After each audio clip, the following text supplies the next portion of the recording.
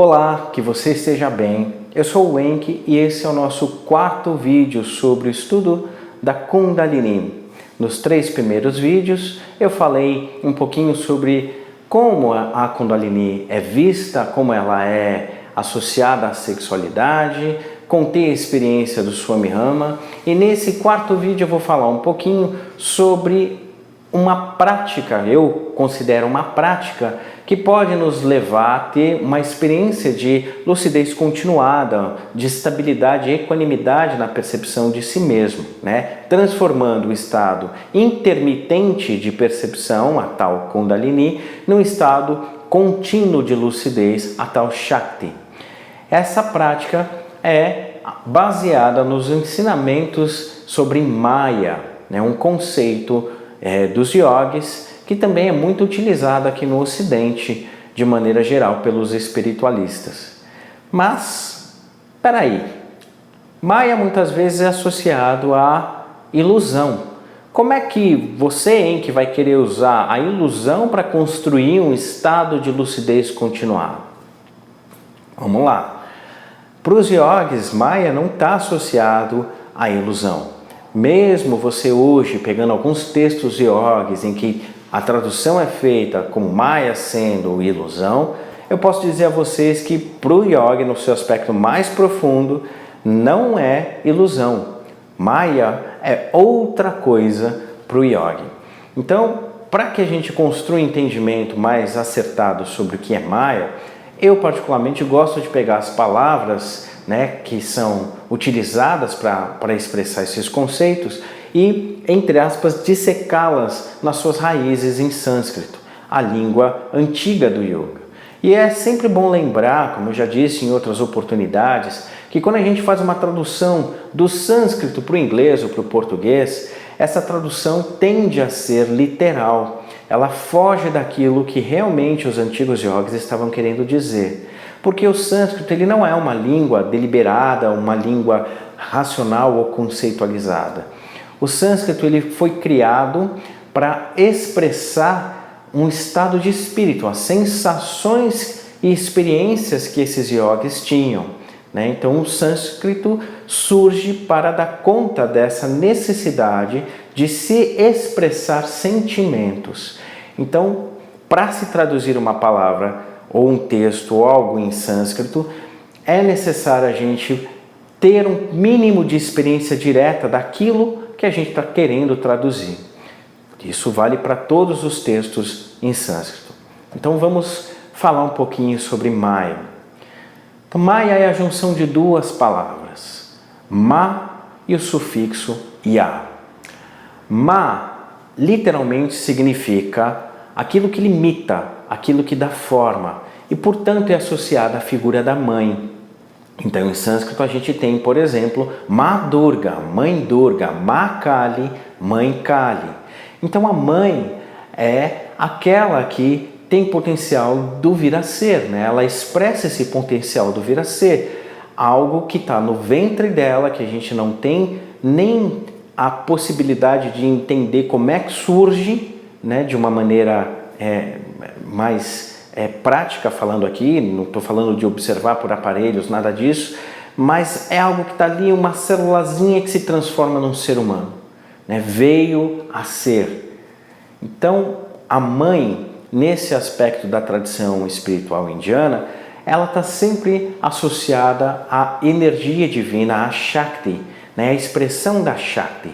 Então, Ma é essa mãe, essa expressão da Shakti que tem o potencial de mostrar algo que a gente não está conseguindo perceber, fazer isso se tornar mais evidente, mais claro, trazer então uma percepção mais clara de algo. Esse é o aspecto Ma da palavra Maya. E o sufixo Ya, o que ele representa? Ele representa uma força de direção, um direcionamento no sentido da ordenação. Então, quando a gente usa o Ya, por exemplo, nos mantras Om Namah Shivaya, a gente está usando o Ya no sentido de que ele represente uma força que nos leve a um movimento de ordenação, a um movimento de harmonia, de estabelecimento de harmonia. Então, em Maya, o que essas duas palavras juntas vão significar para os yogis? Maya para o yogi representa, então, a expressão da Shakti no nosso dia a dia, nas circunstâncias práticas que a gente vivencia, de momentos em que algo que a gente não está percebendo se tornar perceptível e através da percepção e experimentação desse algo eu construir movimentos de ordenação. Tá? De uma forma mais direta e prática, eu gosto de dar o seguinte exemplo. Supor que hoje de manhã você acordou e achou que fez alguma coisa que não foi muito legal. Você saiu de casa com um estado emocional meio inquieto, até um pouco chateado. Pode ter certeza que durante o dia vão surgir circunstâncias, o próprio contexto, né? A Shakti vai gerar circunstâncias que para você podem ser movimentos de ordenação. Então, eu e vocês, a gente tende a ficar preso em lastros emocionais. A gente carrega estados emocionais de uma experiência para outra. Então, pode ter certeza que o dia a dia vai criar alguma condição para que a gente tenha a possibilidade de uma experiência em que, no mínimo, ocorra um estado de neutralidade emocional, porque a gente saia daquele peso emocional e volte a ter um estado de clareza mental. Né, um estado de maior independência emocional. Então, essa é, para dizer de uma forma simplista, né, uma forma de vocês entenderem o que é Maya de maneira prática. Então, o yogi utiliza Maya dessa maneira, não como uma ilusão, mas sim como uma força, uma expressão da Shakti que está constantemente atuando para fazer com que haja possibilidade de ajuste, de ordenação na experiência de si mesmo, da autopercepção. Poxa, mas de onde vem então o conceito de ilusão? Para falar um pouquinho sobre esse conceito de ilusão atribuído a Maya, é necessário a gente entender um pouquinho sobre como os yogis observam o desenvolvimento da energia divina, da Shakti, do seu aspecto mais sutil ao mais grosseiro, ou seja, da sua capacidade de permanecer imanifesta, unida ao princípio consciencial, até se manifestar como a matéria e como tudo aquilo que a gente entende ser real e concreto. Então, para os yogis, e eu vou falar de maneira bem simplista, tá? Porque isso envolve um estudo mais profundo sobre a tradição do Tantra. Então eu vou resumir aqui, porque esse é o propósito do vídeo, trazer informações que vocês possam utilizar de maneira prática no dia a dia. Então, falando de maneira bem simples, direta, os yogis eles acabam, por assim dizer, dividindo a expressão da energia divina em 3 níveis de densidade. O nível mais sutil, aquele em que ele está mais aproximado da expressão da consciência, do todo, do absoluto, eles chamam simplesmente do estado de eu sou, né? Soham, eu sou. Nesse estado, não há percepção por parte de cada pessoa que o vivencia, a percepção de que eles são o corpo ou que eles são a personalidade. Há uma distinção muito clara pela pessoa que está vivenciando esse estado de eu sou, de que ele é simplesmente essa presença, essa sensação de existência, e que pode até ter a percepção do corpo e da personalidade, mas que eles estão dissociados deles. Eles utilizam o corpo e a personalidade como meros veículos e têm consciência, clareza de que estão agindo dessa maneira. Então esse é o estado de experiência e realização mais sutil da energia divina, da Shakti. Existe um estado intermediário que muitas vezes eu e vocês a gente pode chegar. É um estado que os yogis chamariam de isto eu sou. Tá? Não vamos entrar a fundo nisso, mas é o estado em que, de maneira prática falando, eu e vocês atingimos quando a gente entra em processo de introspecção. Quando eu e vocês temos, por algum motivo, um incômodo, e esse incômodo ele é emocional, quando a gente está conturbado emocionalmente, sei lá, aconteceu algum problema ou algo que a gente julgue ser um problema, a tendência é que a gente se recolha, não é que a gente saia por aí fazendo festa. Então a tendência é que a gente fique mais quieto, mais introspectivo. No momento em que a gente gera esse estado de introspecção, sem que a gente se dê conta, a gente vai utilizando um monte de conceitos, um monte de paradigmas já estabelecidos por nós, ou então assimilados por nós, no que se refere ao que nós sentimos ser Deus, ou a presença divina. Então, toda vez que a gente fica muito quieto e a gente entra em movimentos de introspecção, a gente se relaciona com algo que a gente sente ser o divino. Então a gente não é que a gente fica, ó Deus, por favor me ajude nesse problema, nada disso. Mas a gente busca uma quietude, a gente busca uma sensação de centramento, que é para nós representação disso que nós sentimos ser o divino. Por mais que no momento em que a gente esteja vivenciando isso, a gente não pense com clareza dessa forma. Mas a essência desse momento de introspecção é um momento de contato de nós, de criar contato de nós com isso que sentimos ser o divino. Um estado mais amplo, mais lúcido, mais claro de expressão. Correto?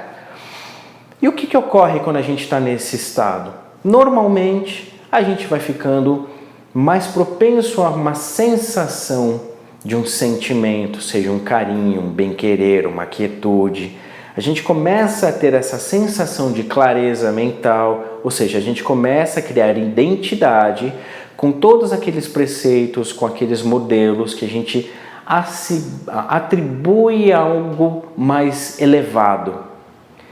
E na hora que a gente tem essa sensação de contato, que esse contato se estabelece, uma outra coisa ocorre. A gente começa a trazer o que está fora para dentro. Ou seja, eu lembro da minha mãe, eu lembro do meu cachorro, eu lembro do meu filho, eu lembro de algo, eu vou lembrando, de repente eu coloco o mundo todo naquela bolha de carinho, de bem-querer, naquele bem-estar. Isto, o que está fora, eu trouxe para dentro, sou eu. Isto sou eu. Então eu trago o que está fora para dentro. Então esse é um estado intermediário da expressão da energia divina do ponto de vista dos yogis antigos. Mas existe um estado mais grosseiro, um estado mais eminente ou contundente da expressão da energia divina, que é esse concreto. É esse estado que os yogis chamam de eu sou isto. Não é mais isto que está fora, sou eu sou isto, sou eu indo para fora, eu me ligando com o que está fora, e é o que está fora que me dá a sensação de existência. Nada muito estranho para mim e para vocês, nós vivemos assim o dia todo, né? A maior parte do tempo, para não ser radical, a gente vive assim. Então, a maioria das pessoas, eu e vocês inclusive, nos apoiamos nas relações com o que está fora para trazer uma sensação de existência. Então a gente vai nas relações com os objetos, sejam pessoas, coisas ou ideias, atribuindo valor, atribuindo ligação a essas coisas, identidade a essas coisas e fazendo então com que essa identidade traga a nós, a gente vive assim, não estou dizendo que é errado, é só uma circunstância, traga então a nós a sensação de que nós existimos. Ao ponto de muitas vezes a transferência de força para o que está fora ser tão grande que a gente diz algo como: eu não sei o que seria de mim sem tal pessoa, eu não sei o que seria de mim sem tal ideologia ou sem tal objeto. A gente está tão distante da percepção da nossa real natureza, da Shakti, né, que a gente não concebe a nossa existência sem o objeto, né? Precisa do objeto para a gente se sentir vivo. Não acreditem em mim, ponderem, parem, observem.